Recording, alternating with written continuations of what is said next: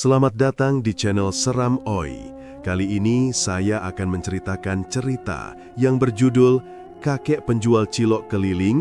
Ini ternyata seorang kakek sakti yang hancurkan sekte pesugihan di kampung sebelah. Dan ini dia selengkapnya. Tahun 1997, Desa Kalimulyo perlahan mulai terang oleh listrik dari tiang-tiang kayu yang baru ditancapkan PLN bulan lalu. Malam-malam kini tak sepekat dulu, tapi bayangan-bayangan tua yang hidup dalam pikiran warga belum benar-benar sirna. Masih banyak yang percaya pada pesugihan, jimat, dan kutukan tanah angker di balik Bukit Timur, daerah yang disebut orang sebagai Desa Watu Anyar. Di antara geliat kehidupan itu, muncullah sosok penjual cilok keliling yang tak pernah ada sebelumnya. Namanya Kakek Sarmo, lelaki tua dengan kulit legam, punggung sedikit bungkuk, dan sorot mata yang redup namun tajam. Ia selalu memakai topi caping lebar yang menutupi sebagian besar wajahnya. Gerobak kayu tua miliknya berderit setiap kali ia dorong di jalan batu, dengan tulisan pudar di samping, "Cilok Sarmo, pedesnya nendang." Anak-anak paling senang saat mendengar bunyi kentongan kecil yang tergantung di gagang gerobaknya. "Cilok, cilok panas, sambal kacang," suaranya parau namun hangat. Setiap sore, setelah lonceng asar, Sarmo akan melintasi jalan utama desa, berhenti di dekat surau, lalu melanjutkan ke tepi sawah tempat para ibu menunggu sambil membawa batok untuk wadah ciloknya. Tak seorang pun tahu dari mana asal kakek itu. Konon, kata Bu Warti, penjual sayur yang sering berbincang dengannya, Sarmo datang dari arah selatan, lewat hutan jati yang jarang dilalui orang. "Dari mana, Kek?" tanya Bu Warti suatu sore. "Dari tempat yang tak ada namanya lagi," jawabnya pelan sambil tersenyum, menaruh cilok di daun pisang. Orangnya sederhana, tak pernah marah, tak pernah menawar. Kalau ada pembeli memberi uang lebih, ia menolak dengan lembut.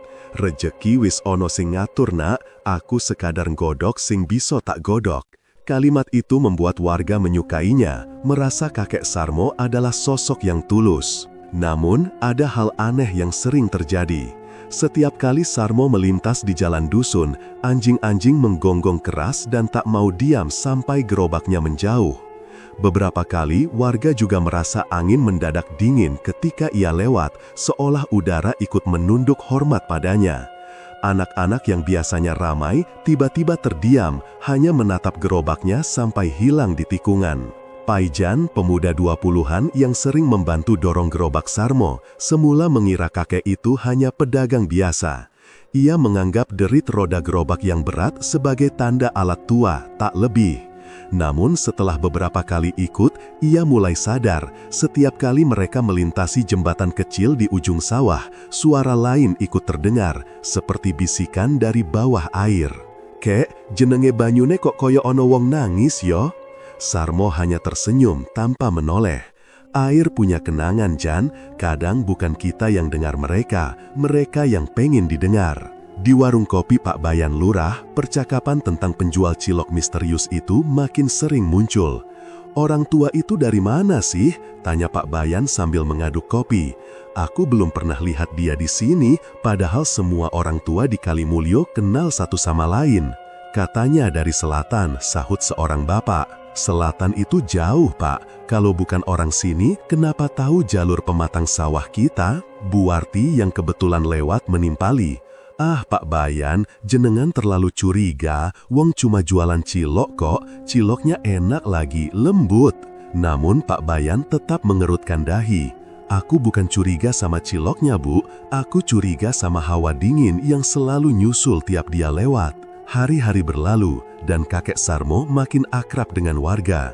Ia selalu datang tepat waktu, jarang bicara banyak, tapi semua orang tahu kalau dia pendengar yang baik. Kadang anak-anak duduk di dekat gerobaknya sambil menatap bara kecil dari tungku pemanas cilok. Ada kalanya api itu berwarna biru kehijauan, membuat beberapa orang saling berpandangan lalu pura-pura tak melihat apa-apa. Sore itu, matahari mulai miring ke barat, sawah Kalimulyo menguning diselimuti kabut tipis. Kakek Sarmo berhenti di tepi jalan, membuka tudung gerobak dan menutupi panci dagangannya. Paijan yang ikut membantunya berkata, "Kek, hari ini ramai ya, laris terus, ciloknya habis." Sarmo mengangguk pelan. "Yang penting bukan ciloknya, Jan, yang penting siapa yang makan." Paijan tertawa, mengira itu sekadar lelucon, tapi wajah kakek itu tetap datar, tatapannya mengarah jauh ke bukit di timur. Dari posisi itu, tampak samar desa Watu Anyar, desa tetangga yang dikenal aneh, makmur tapi sepi.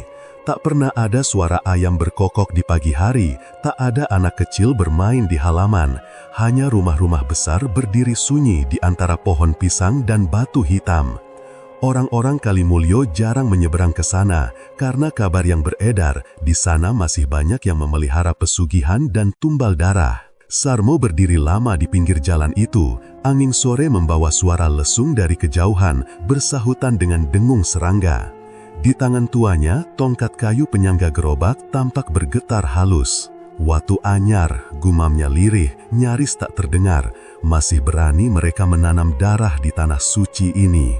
Paijan yang berada beberapa langkah di belakang tak menangkap kata-kata itu. Ia hanya melihat kakek itu menatap bukit dengan wajah yang sulit dibaca, antara marah dan sedih. Matahari turun perlahan dan bayangan gerobak Sarmo memanjang di jalan berbatu. Ia menepuk pundak Paijan. "Sudah, Jan, ayo pulang. Angin sore ini membawa bau yang tak enak." "Bau apa, Kek?" "Bau dari tanah yang haus." Malam itu, saat warga Kalimulyo mulai menutup pintu rumah, suara roda gerobak Sarmo terdengar terakhir kalinya di ujung desa, mengarah ke jalan timur yang menurun ke lembah. Tak ada yang tahu kemana ia pergi tidur setiap malam, dan tak ada pula yang berani menanyakannya. Namun, di antara kabut tipis senja, terlihat bayangan kakek itu berhenti sejenak di tepi bukit, menatap lurus ke arah Watu Anyar yang temaram. Ia melepas capingnya, memperlihatkan rambut putih panjang yang terurai dari belakang. Dengan suara yang nyaris seperti doa, ia berbisik, "Sudah terlalu lama mereka menanam darah di tanah itu." Dan di kejauhan, seekor anjing menggonggong panjang, seolah menjawab sesuatu yang tak bisa didengar manusia. Malam pertama penjual cilok dari selatan pun berakhir, meninggalkan tanda tanya di hati banyak orang. Siapa sebenarnya kakek tua itu, dan untuk apa ia datang ke Kalimulyo?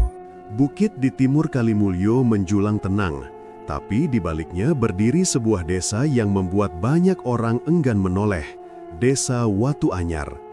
Letaknya hanya 2 kilometer dari perbatasan, namun suasananya seolah berasal dari dunia lain.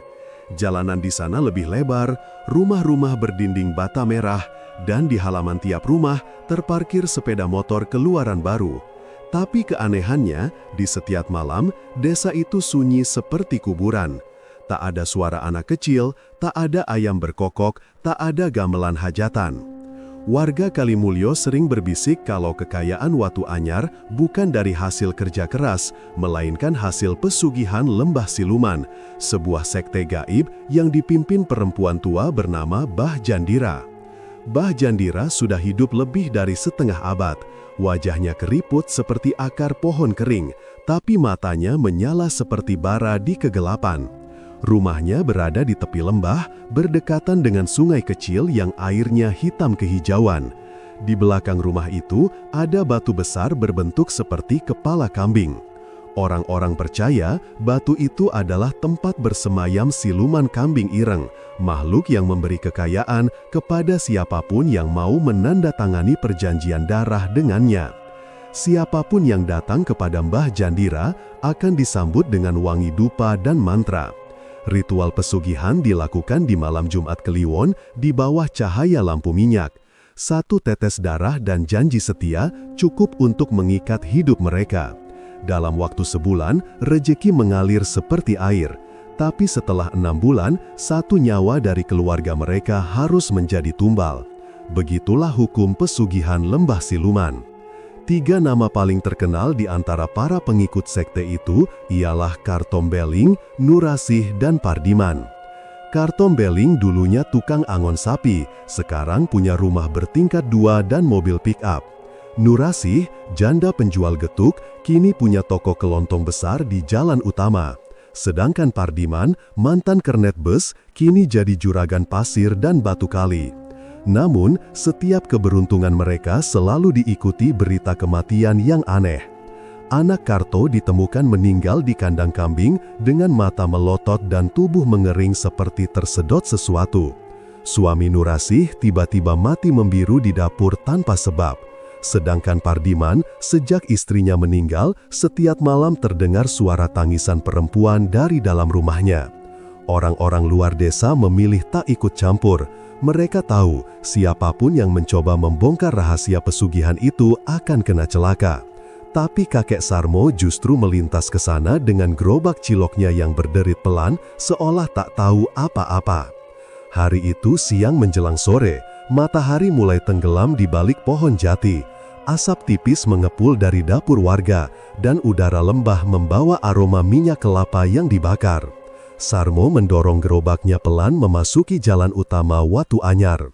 Anak-anak kecil bersembunyi di balik pintu, hanya mengintip diam-diam. Orang dewasa menatapnya dengan tatapan curiga. Seorang lelaki berkumis tebal, kartombeling, keluar dari rumah bata merahnya. Kakek, dagang cilok ya?" katanya dengan suara berat. "Iya nak, cilok panas, sambal kacangnya kental," jawab Sarmo ramah. Karto membeli 2 bungkus, melempar uang 1.000 tanpa menunggu kembalian. "Simpan saja kek." Sarmo menolak halus, uang berlebih tidak membuat rasa kenyang. Tapi Karto hanya tertawa, lalu masuk lagi ke rumahnya sambil bersiul pelan. Dari seberang jalan, seorang perempuan tua bermata cekung menatap Sarmo dari balik jendela. Bah Jandira. Ia tidak keluar, hanya memandangi kakek itu lama sekali, hingga Sarmo merasa hawa sekeliling mendadak dingin. Tapi kakek itu tak menunjukkan rasa takut. Ia menunduk sedikit dan mendorong lagi gerobaknya. Menjelang senja, Sarmo berhenti di warung kopi milik Pak Murdin, satu-satunya tempat yang masih buka di Watu Anyar malam-malam. Di sana ada 3 orang duduk, Pardiman, Nurasih, dan seorang tukang beca yang tak dikenal. "Baru ya kek, jarang ada pedagang dari luar yang berani jualan di sini," kata Pardiman. Sarmo tersenyum, "Rejeki harus dicari di mana ada langkah nak." Nurasih menimpali dengan nada serius, "Hati-hati kek, di sini banyak hal yang tidak suka diganggu, apalagi kalau jualan malam." "Maksudnya?" tanya Sarmo pura-pura tak mengerti. Nurasih mendesah, "Kadang, lewat tengah malam, ada yang keluyuran di jalan, babi buta tanpa kepala. Kalau kena tatap matanya, bisa sakit 7 hari 7 malam. Pardiman tertawa keras, tapi suaranya terdengar gugup. "Iya kek, babi siluman katanya, bukan buat dimakan, tapi buat tumbal, sudah banyak yang lihat." Sarmo hanya menatap mereka dalam diam, matanya tenang, seolah menimbang setiap kata. "Kalau begitu, aku jualan sampai maghrib saja," ujarnya akhirnya. Ketika azan maghrib berkumandang dari surau tua di pinggir jalan, Sarmo menutup tudung gerobaknya dan bersiap pulang. Langit di atas Watu Anyar berwarna jinggah kelam. Angin dari lembah membawa bau amis yang menusuk hidung. Ia menatap ke arah bukit di belakang rumah Mbah Jandira, di mana kabut tipis mulai turun perlahan seperti asap dupa. Di perjalanan pulang, jalan desa tampak semakin sepi. Tak ada suara jangkrik, tak ada manusia lewat. Hanya bunyi derit roda gerobak dan langkah sandal tuanya yang bergesek dengan tanah. Sesekali terdengar suara angin berdesis seperti seseorang sedang berbisik namanya. Saat melewati jembatan kecil di ujung desa, tiba-tiba lampu Petromax di gerobaknya bergetar dan redup. Sarmo berhenti. Di air bawah jembatan, tampak bayangan hitam besar melintas cepat. Ia menatap ke bawah, tapi air tampak tenang. Ia mendengus pelan. "Masih saja mereka berani menampakkan diri di tanah ini," gumamnya. Ia melanjutkan perjalanan dengan langkah perlahan, tapi ketika menoleh sekeliling ke belakang, bayangan hitam itu kini mengikuti gerobaknya dari kejauhan. Tubuhnya besar, gerakannya melata, seperti bukan manusia dan bukan binatang. Namun Sarmo tidak mempercepat langkah. Ia hanya menepuk gerobaknya dan berucap pelan, "Kalau memang mau ikut, ikutlah sampai terang, jangan di tengah jalan." Angin malam bertiup semakin dingin dan gonggongan anjing dari arah Kali Mulyo terdengar bersahut-sahutan, menandakan ada sesuatu yang tak wajar di jalan antara dua desa itu. Kakek Sarmo terus berjalan tanpa menoleh, sementara bayangan hitam itu terus mengikutinya sampai kabut menelan mereka di tikungan terakhir sebelum bukit. Malam itu, warga Watu Anyar yang masih terjaga bersumpah melihat cahaya kecil bergerak di jalan lembah, seperti lampu dari gerobak dagangan. Tapi di belakangnya, terlihat sesosok besar tanpa kepala merayap di tanah, mengeluarkan suara mengorok pelan. Tak ada yang berani keluar untuk memastikan. Dan sejak malam itu, aroma sambal kacang dan cilok rebus anehnya selalu tercium di udara Watu Anyar setiap kali kabut turun, meski tak ada satupun pedagang yang berani lewat di sana. Hujan turun sejak senja dan tak kunjung berhenti. Dapur kecil di belakang rumah kontrakan kakek Sarmo diterangi cahaya redup dari lampu minyak yang nyalanya bergoyang-goyang. Dinding bambu yang lembab berderit tiap kali angin malam menyusup lewat celah. Di meja kayu yang sudah lapuk, Sarmo menyiapkan adonan tepung kanji, garam, dan irisan daun bawang kering. Bahan dasar untuk cilok yang akan ia jual esok pagi. Tapi malam itu, ada sesuatu yang berbeda. Dari rak tua di sudut ruangan, ia mengambil sebuah wadah tanah liat kecil tertutup kain mori putih yang sudah menguning. Dengan hati-hati ia buka, dan dari dalamnya keluar aroma pekat yang membuat udara di dapur berubah aneh. Campuran bau wangi menyan dan tanah basah. Itulah serbuk menyan hitam, warisan dari gurunya, Kiai Blawong, seorang ulama tua yang dulu dikenal memiliki ilmu penolak pesugihan paling ampuh di tanah selatan Jawa. Sarmo menatap wadah itu dengan sorot mata sendu. Tangannya yang keriput gemetar sedikit ketika mengambil sesendok kecil serbuk itu dan menaburkannya ke atas adonan cilok. Menyan pemutus ikatan gaib, gumamnya lirih. Ampunilah aku guru, aku baru menggunakannya sekarang. Kilasan masa lalu menembus pikirannya. Puluhan tahun silam, ia masih muda, mengenakan sarung dan ikat kepala sederhana. Ia berjalan di belakang Kiai Blawong, menuruni lereng bukit menuju sebuah sumur tua, tempat sekte pesugihan Bah Jandira sering melakukan pemanggilan roh. Mereka datang untuk menghentikan ritual itu. Tapi malam itu, segalanya gagal. Dari dalam sumur, muncul kabut hitam dan seekor ular sebesar batang kelapa melingkar. Tubuhnya berapi, lidahnya menjerit seperti manusia.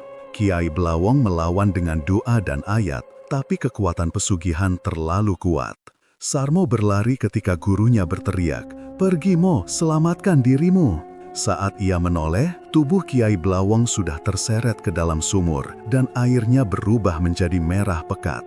Sejak malam itu, Sarmo bersumpah tak akan mati sebelum menuntaskan yang belum sempat dilakukan gurunya, menghancurkan sekte lembah siluman yang kini berakar kuat di desa Watu Anyar. Kembali ke masa kini, suara hujan di luar kian deras, petir menyambar, dan kilat sesekali menyorot wajah Sarmo yang kini dipenuhi keriput dan luka lama di pipi kirinya. Ia mengambil alu kayu dan menumbuk adonan dengan tenang, tapi di setiap tumbukan, bibirnya bergetar membaca sesuatu yang bukan doa biasa. Ya Qahar, Ya Latif, segala ikatan syirik terputus dalam namamu, bisiknya pelan. Aroma menyan hitam kini memenuhi ruangan. Asap tipis naik dari adonan yang basah, dan warna putihnya berubah sedikit keabu-abuan, seolah menyerap energi gaib dari udara. Kompor minyak di dekatnya mendadak mengeluarkan nyala biru, tanda ada kekuatan halus yang mulai bekerja. Sarmo menghentikan tumbukan dan menatap api itu lama.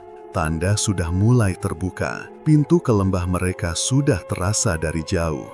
Ia menutup wadah adonan dengan kain putih, lalu mengambil kendi tanah liat berisi air yang sudah didoakan. Satu tetes air itu ia campurkan ke adonan, lalu satu tetes lagi ia siramkan ke lantai dapur.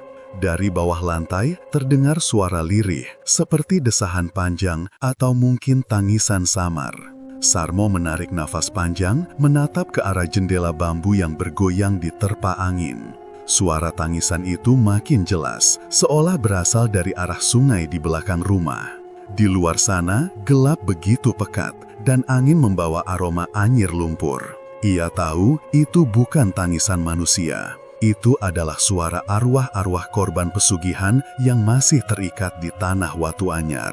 Sarmo tak bergerak. Ia duduk bersila di depan adonan cilok, menutup matanya, lalu membaca mantra yang sudah diajarkan Kiai Blawong.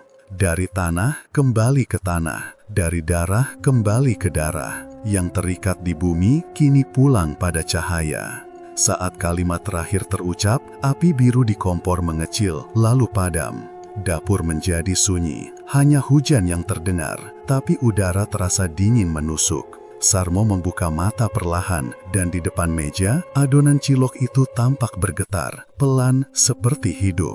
Ia tersenyum lirih, bukan takut, tapi penuh keyakinan. Cukup, besok mereka akan mulai mencicipi penawar kutukannya sendiri. Ia berdiri, mematikan lampu minyak, lalu membuka pintu dapur. Hujan mengguyur keras di luar. Dalam gelap itu, ia melihat samar-samar sesosok bayangan berdiri di tepi sungai. Tinggi, berjubah gelap, tanpa wajah. Sarmo menatapnya tenang, lalu berkata lirih, "Kau kiriman mereka ya?" Bilang pada Mbah Jandira, Sarmo sudah kembali.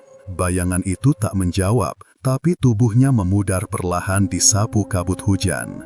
Sarmo menutup pintu perlahan dan kembali duduk. Ia menatap gerobak kayu tuanya di pojok ruangan, gerobak yang sudah menemaninya sejak ia berkeliling desa.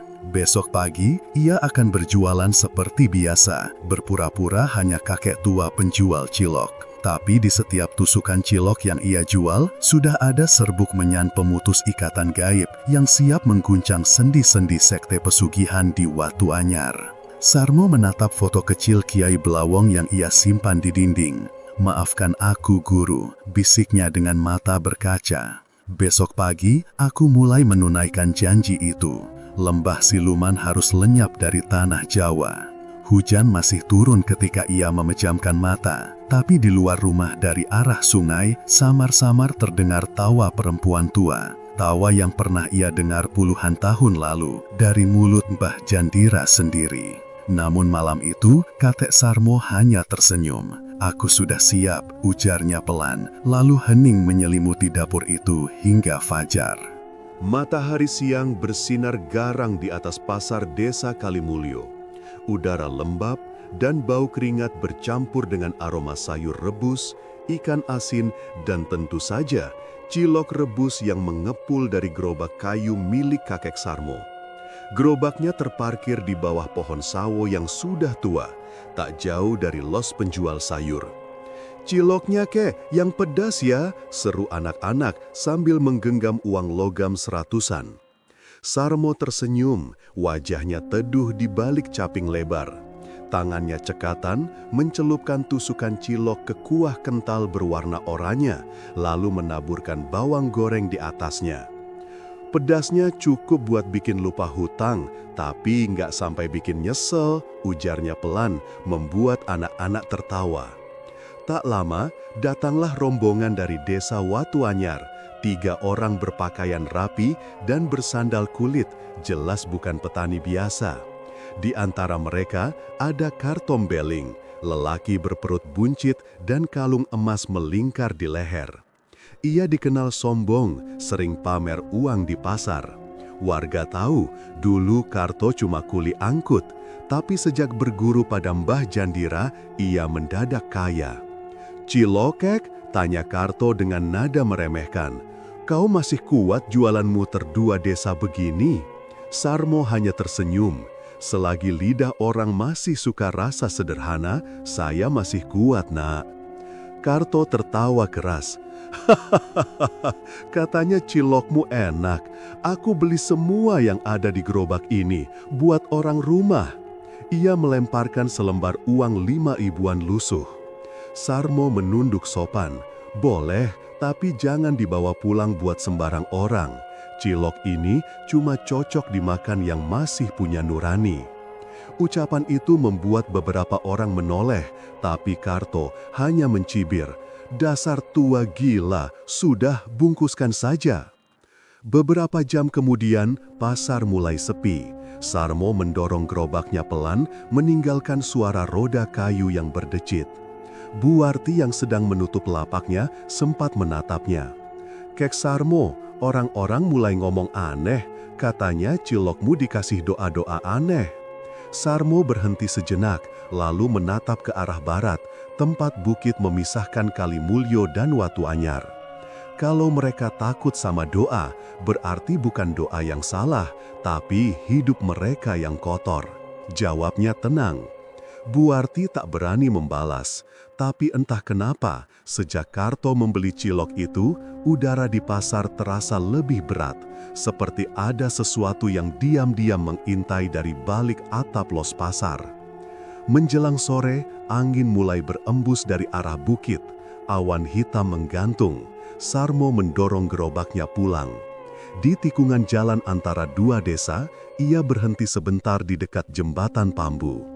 Di bawahnya, aliran sungai kecil mengalir tenang. Ia menatap air itu lama, lalu bergumam, 3 hari, cukup untuk yang pertama. Tak ada yang tahu maksudnya, tapi dari permukaan air muncul riak kecil, seperti ada sesuatu yang bergerak di bawahnya. Malam harinya, desa Watu Anyar gempar. Kartom Beling ditemukan tewas di dalam rumahnya. Tubuhnya kaku di kursi ruang tamu dengan mata melotot dan kulit mengelupas, seperti terbakar dari dalam. Istrinya berteriak histeris ketika melihat lidah suaminya kehitaman seolah dilahap api goib. Bau daging gosong memenuhi ruangan, padahal tak ada lilin, tak ada lampu minyak yang terbakar. Warga berkerumun di depan rumah Karto. Ada yang menutup hidung, ada yang berbisik pelan. "Katanya siang tadi dia makan cilok dari penjual baru," ujar seseorang. "Yang dari Kalimulyo itu kakek tua pakai caping," sahut yang lain. Desas-desus langsung menyebar. Dalam hitungan jam, nama kakek Sarmo disebut di setiap sudut Watu Anyar. Ada yang bilang ciloknya dikasih mantra, ada yang bilang dia bukan manusia, melainkan dukun pengembara yang datang membawa kutukan. Di Kalimulyo, Bu Warti mendengar kabar itu saat malam hampir larut. Ia terhenyak, tangannya gemetar saat menutup pintu rumah. "Karto mati gara-gara cilok," gumamnya takut. Tapi di dalam hati kecilnya, ia menolak percaya. Kakek Sarmo terlalu tenang, terlalu baik untuk hal-hal semacam itu. Namun malam itu, ketika ia mencoba tidur, Bu Warti bermimpi. Dalam mimpi itu, ia melihat seorang lelaki tua membawa gentong besar berisi darah. Darah itu menetes ke tanah, lalu berubah menjadi lintah hitam yang melata ke arah rumah-rumah di Watu Anyar. Dari jauh, ia mendengar suara perempuan tertawa, nyaring dan melengkeng. Bu Warti terbangun dengan keringat dingin. Dari luar jendela, terdengar suara angin berdesir pelan, membawa aroma anyir samar yang tak seharusnya ada di malam tanpa hujan. Sementara itu, di rumah kecilnya di pinggir jalan, kakek Sarmo duduk di beranda, memandangi gerobaknya. Api dari tungku kecil di depannya berwarna kebiruan. Ia meneguk air putih dari kendi tanah dan berbisik, "Yang busuk akan keluar sendiri dari tanah." Ia tahu kematian Karto bukan sekedar balasan, tapi awal dari pecahnya keseimbangan. Satu simpul ikatan goib dari sekte lembah siluman telah putus. Tapi itu juga berarti sang pemimpin, Mbah Jandira, pasti akan sadar bahwa kekuatannya mulai goyah.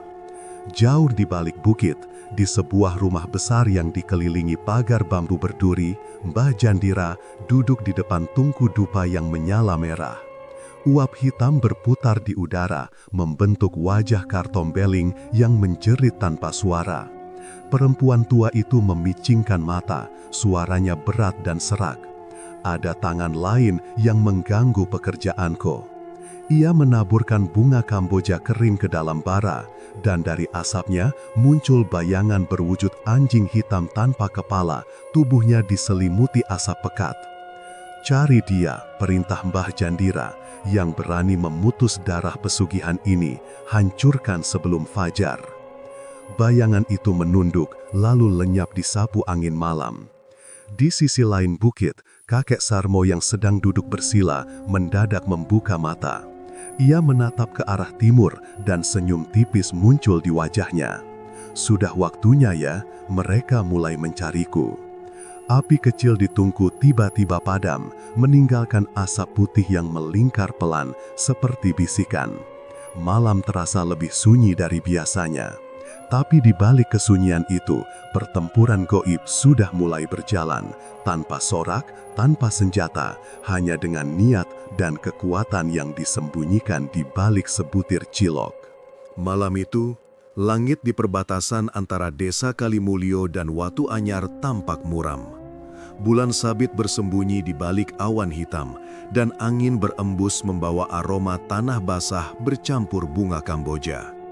Malam Jumat Kliwon, malam yang bagi sebagian warga dianggap berbahaya untuk keluar rumah. Namun, satu-satunya suara yang memecah kesunyian justru datang dari bunyi roda gerobak kayu yang berderit pelan. Kakek Sarmo berjalan pelan di jalan tanah yang sepi, mengenakan caping lebar dan membawa lentera kecil yang temaram. Namun malam itu, ia tidak menjual cilok. Tak ada mangkuk, tak ada saus kacang di gerobaknya. Hanya panci berisi cilok dingin yang tampak aneh. Tiap bulatan kecil itu berkilau samar, seperti menyimpan cahaya merah dari dalam. Ia berhenti di sebuah pohon asem tua, tepat di sisi sungai yang dulu terkenal angker. Pohon itu dulu sering dijadikan tempat menaruh sesaji oleh warga Watu Anyar, kepala ayam, kemenyan, dan uang logam. Di bawah pohon itu, Sarmo membungkuk, menggali tanah dengan tangan kosong. Tempat pertama, gumamnya lirih. Dulu, darah manusia menetes di sini. Sekarang, waktunya dibersihkan. Ia mengambil 3 butir cilok dari panci, menatapnya sesaat, lalu berbisik pelan membaca doa yang tak banyak orang tahu. Yang pernah terikat, kini lepas. Yang pernah dijual, kini kembali.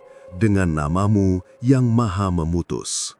Begitu doa terakhir diucapkan, cilok-cilok itu bergetar pelan lalu menyala merah selama beberapa detik sebelum warnanya kembali normal.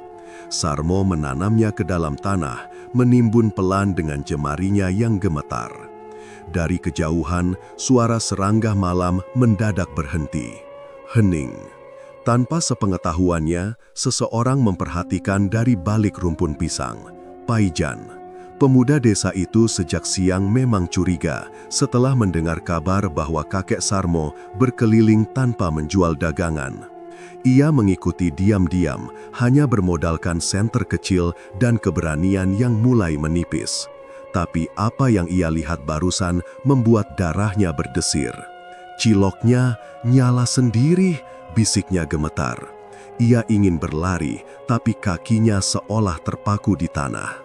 Sarmo melanjutkan perjalanannya ke arah jembatan bambu di ujung jalan desa.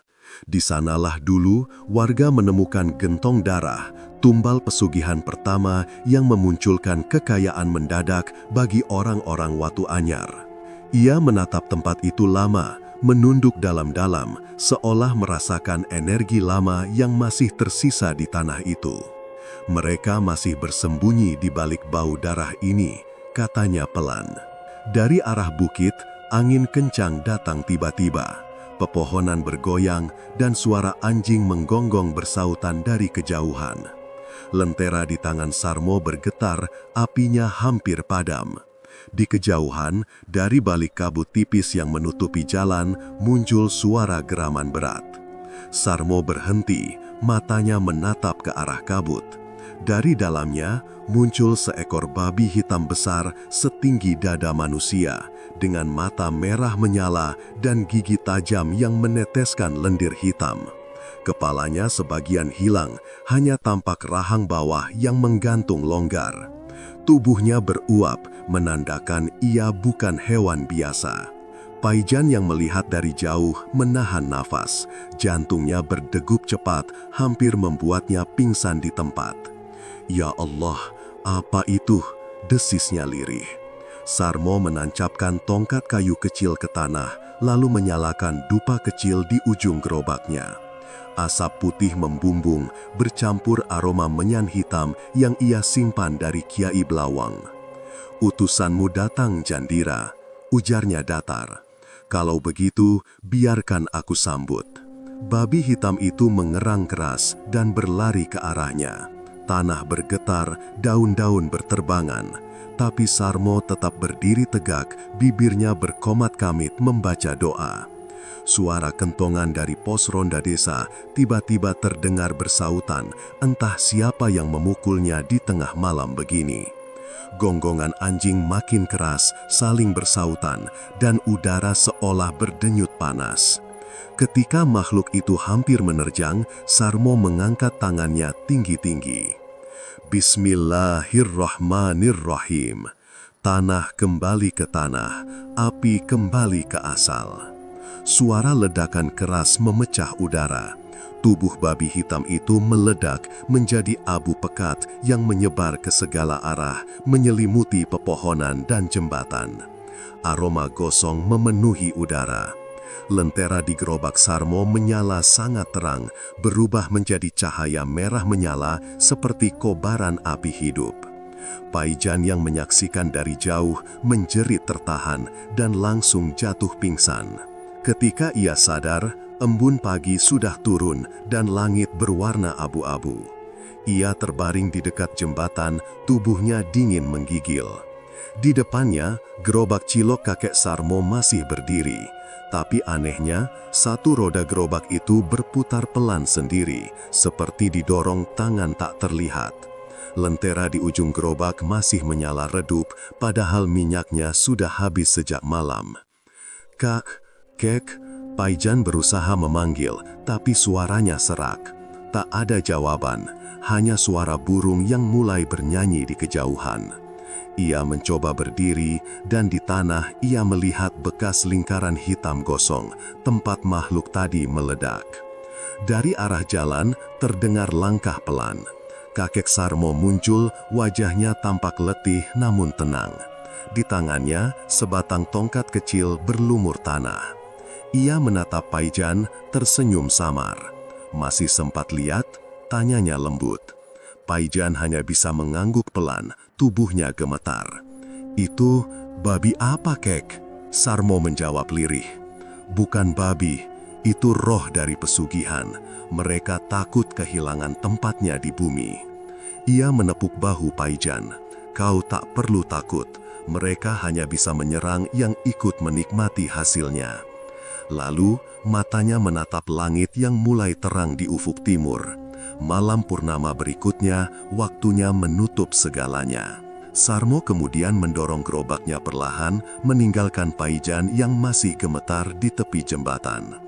Roda gerobak itu berdecit lirih, tapi dari dalamnya, suara samar seperti bisikan terdengar. Doa yang belum selesai, mantra yang masih berputar di antara bunyi roda dan tiupan angin pagi. Dan untuk pertama kalinya sejak lama, udara di perbatasan dua desa itu terasa bersih. Namun di kejauhan, di balik bukit Watu Anyar, seekor burung gagak terbang rendah sambil mengeluarkan suara parau. Pertanda bahwa malam berikutnya belum tentu seindah pagi itu. Malam itu, bulan purnama menggantung tinggi di atas bukit belakang desa Watu Anyar. Cahayanya yang dingin memantul di permukaan tanah lembah yang lembab, menyingkapkan kabut tipis yang menari perlahan di antara pepohonan.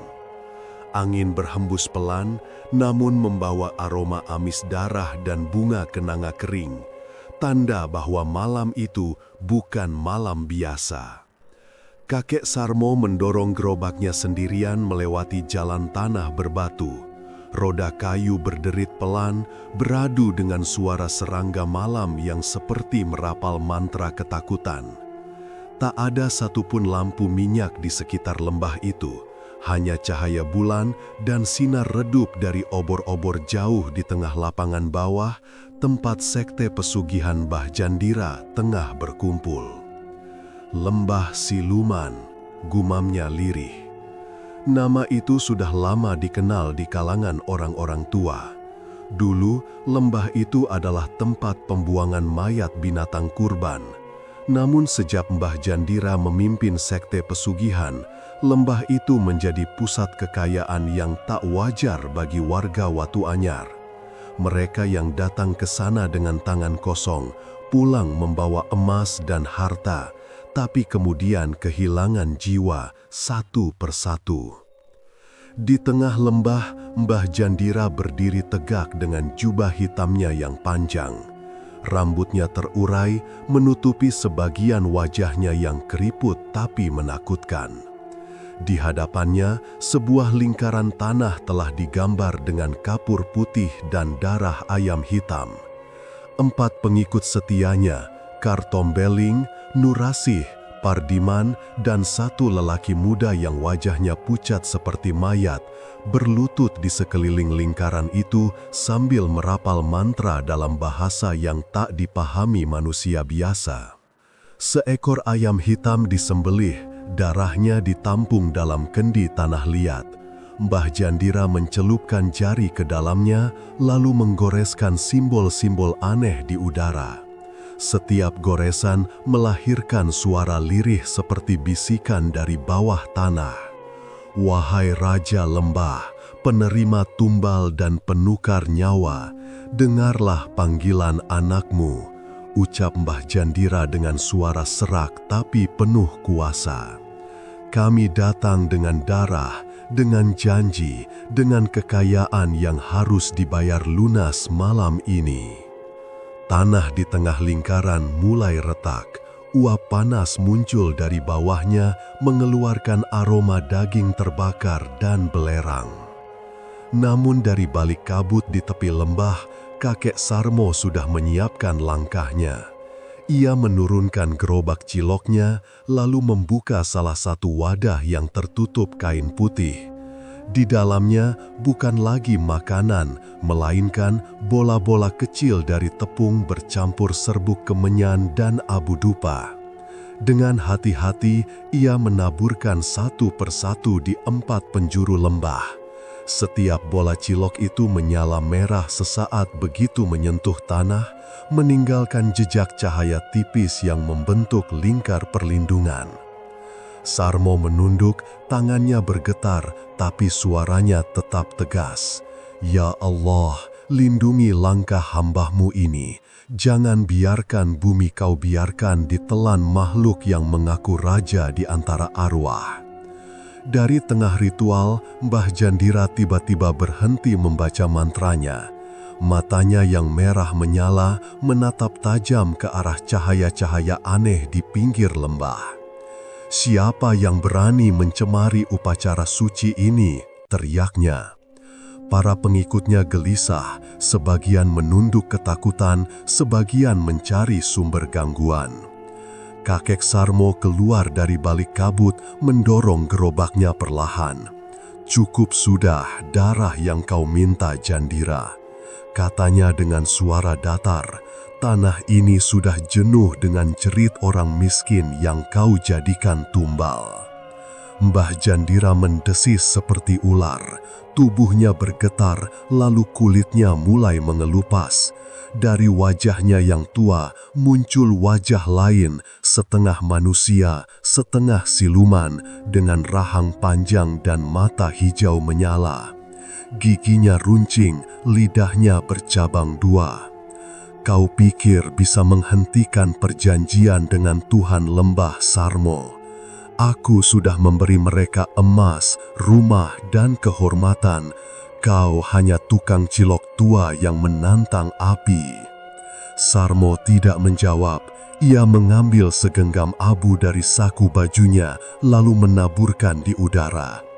Besi kinurung, ucapnya pelan, sambil mengeluarkan sebuah jimat kecil berbentuk gelang besi dari saku dalam baju lusuhnya.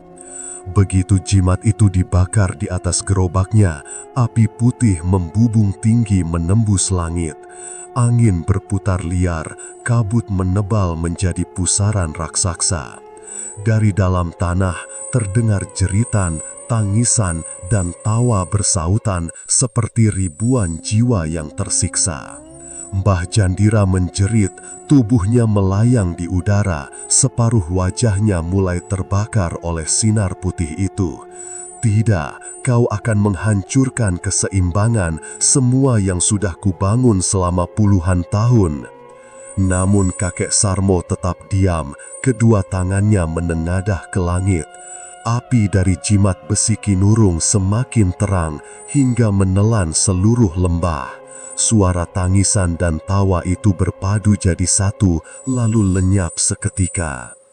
Tanah runtuh, lembah siluman hilang dalam satu tarikan nafas bumi. Yang tersisa hanya kabut putih tipis dan gerobak cilok yang tergeletak miring, sebagian rodanya patah. Kakek Sarmo berdiri di antara puing tanah yang masih hangat, wajahnya pucat namun matanya tenang. Satu purnama sudah berlalu, gumamnya. Yang berikutnya, waktunya menutup segalanya. Ia menatap ke arah bulan purnama yang perlahan tertutup awan, sementara dari kejauhan terdengar suara anjing melolong panjang, seolah bumi pun ikut berduka atas sesuatu yang telah dikubur malam itu. Pagi itu, matahari tak kunjung muncul. Kabut tebal menggulung lembah dan jalan-jalan desa Watu Anyar seperti tirai putih yang enggan disibak. Udara terasa berat, menyimpan aroma gosong yang samar, seperti tanah yang baru saja terbakar, seperti sisa dupa yang belum padam. Suara ayam jantan hanya terdengar sesekali, sayup dan tak bersemangat. Beberapa warga berdiri di pinggir jalan menuju lembah, menatap ke arah bukit belakang desa yang kini tampak seperti dataran biasa. Tidak ada pepohonan yang tersisa, tidak ada bekas ritual, tidak ada tanda bahwa di sanalah dulu berdiri lembah siluman.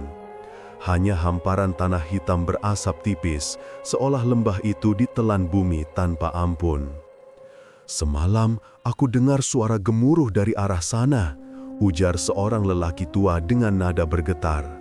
"Kupikir gempa kecil, tapi sekarang lembahnya hilang begitu saja. Dan rumahnya Kartom Beling, Nurasih, sama Pardiman," tambah yang lain. "Pagi-pagi tadi waktu aku lewat, rumah mereka roboh semua. Bata merahnya meledak kayak disambar petir." Orang-orang saling berpandangan dengan wajah ngeri. Tak ada yang berani menyebut nama Mbah Jandira. Mereka hanya tahu sejak malam purnama itu, Watu Anyar mendadak sunyi. Tidak ada suara ayam, tidak ada tangisan bayi, bahkan angin pun enggan lewat di antara rumah-rumah yang tertutup rapat. Paijan, pemuda yang dulu sering membantu kakek Sarmo mendorong gerobak ciloknya, berjalan seorang diri menuju arah lembah. Ia masih belum percaya. Dalam pikirannya, kakek Sarmo pasti selamat. Orang tua itu bukan orang biasa. Ia pernah melihat sendiri bagaimana Sarmo mengusir makhluk babi hitam dengan doa dan cahaya aneh dari tangannya. Namun yang ditemuinya pagi itu justru sepi yang menggantung di udara. Jalan setapak menuju lembah sudah tertutup reruntuhan tanah dan debu. Burung-burung enggan hinggap di sana. Paijan terus berjalan melewati rerumpungan bambu hingga akhirnya ia tiba di tepi sungai kecil yang mengalir di pinggiran Watu Anyar. Disitulah ia melihatnya, gerobak cilok yang gosong sebagian tergeletak miring di antara semak basah. Kayunya hangus di beberapa bagian, tapi masih bisa dikenali dari tulisan pudar di sisi sampingnya, "Cilok Sarmo, gurih tanpa janji." Paijan menelan ludah. Ia perlahan mendekat, lalu membuka penutup gerobak itu. Di dalamnya tidak ada adonan, tidak ada panci, tidak ada bara api. Hanya sebuah kertas kecil yang diletakkan di atas piring kaleng, tertimpa abu halus berwarna putih keabu-abuan. Tangannya bergetar saat ia mengangkat kertas itu. Tulisan tangan di atasnya sederhana, tapi kuat, seperti goresan orang yang sudah tahu waktunya hampir habis. "Yang hidup dengan darah akan mati karena darah. Jangan jual cilok di malam hari, nak." Paijan membaca berulang-ulang, napasnya sesak. Ia duduk di tanah basah sambil menatap gerobak itu. "Mbah," bisiknya lirih, "sampean kemana sekarang?" Angin berhembus pelan, membawa aroma yang entah dari mana. Bau cilok panas, harum daun bawang dan bawang putih goreng. Hidung Paijan mengenali aroma itu betul, tapi tak ada tanda api, tak ada orang yang memasak. Ia menoleh ke sekeliling. Kabut mulai menipis, dan sinar matahari akhirnya menyentuh tanah hitam yang masih hangat. Hari berganti hari. Warga Watu Anyar mencoba kembali beraktivitas, meski perasaan was-was tak pernah benar-benar hilang. Rumah-rumah yang dulu mewah, kini kosong tanpa penghuni. Dari reruntuhan bata merah, kadang terdengar suara samar seperti orang menangis. Bu Warti, pemilik warung langganan kakek Sarmo, duduk di depan pintunya setiap sore, menatap jalan desa yang lengang. "Kalau saja aku tahu, aku bakal bantu dia lebih banyak," gumamnya pelan. "Orang seperti dia langka, datang diam-diam, pergi tanpa pamit, tapi ninggalin keheningan yang bikin kita mikir." Kabar tentang lenyapnya lembah dan rumah-rumah yang hancur menyebar ke desa-desa tetangga. Sebagian menganggap itu kutukan, sebagian lagi bilang itu hukuman Tuhan bagi mereka yang tamak. Tapi sebulan setelah kejadian itu, muncul cerita aneh dari desa di selatan. Ada penjual cilok tua datang dengan gerobak sederhana, wajahnya bersih, senyumnya tenang, dan bola cilok buatannya harum luar biasa. "Katanya namanya Sarmo juga," ujar seorang pedagang sayur yang kebetulan lewat ke Watu Anyar. "Tua, tapi jalannya tegak. Kalau orang beli ciloknya sambil ngomong kasar atau sombong, ciloknya langsung jadi dingin kayak batu." Warga Watu Anyar saling berpandangan, tak ada yang berani memastikan apakah itu benar kakek Sarmo yang sama. Namun malamnya, beberapa orang bersumpah mendengar sesuatu di jalan utama desa. Suara roda gerobak berderit pelan, disusul bau cilok panas yang muncul dari arah jalan menuju lembah lama. Anjing-anjing menyalak tanpa arah, ayam berkokok sebelum waktunya, dan kabut tipis turun lagi, menutupi seluruh desa. Paijan, yang sudah hafal betul suara itu, membuka pintu rumahnya perlahan. Udara dingin menyentuh kulitnya, dan samar-samar, dari kejauhan, ia melihat cahaya redup seperti pelita, bergerak pelan di tengah kabut. "Gerobak itu," bisiknya. Ia melangkah, tapi setiap kali mendekat, suara roda itu semakin jauh, seolah menarik dirinya untuk mengikuti. Namun sebelum sempat ia benar-benar mengejar, suara itu hilang, berganti dengan kesunyian yang dalam. Hanya aroma cilok yang tertinggal menebar ke seluruh udara, harum, gurih, dan entah kenapa membuat bulu kuduknya berdiri. Sejak malam itu, warga Watu Anyar percaya bahwa kakek Sarmo tidak pernah benar-benar pergi. Ia hanya berpindah tempat, mencari desa-desa lain yang sedang dibelit pesugihan, menebar cilok penolak santet, lalu hilang saat tugasnya selesai. Anak-anak kecil tumbuh dengan kisah itu sebagai dongeng pengantar tidur. Penjual cilok yang datang bukan untuk berdagang, tapi untuk membersihkan bumi dari keserakahan. Dan setiap malam Jumat Kliwon, bila kabut turun lebih cepat dari biasanya, orang-orang akan menutup pintu lebih awal. Mereka tahu, di luar sana, roda gerobak tua sedang berderit di jalan batu. Aroma cilok panas pun akan memenuhi udara, menandakan bahwa kakek Sarmo, si penjual cilok penjaga keseimbangan, sedang lewat menunaikan tugasnya yang belum pernah selesai.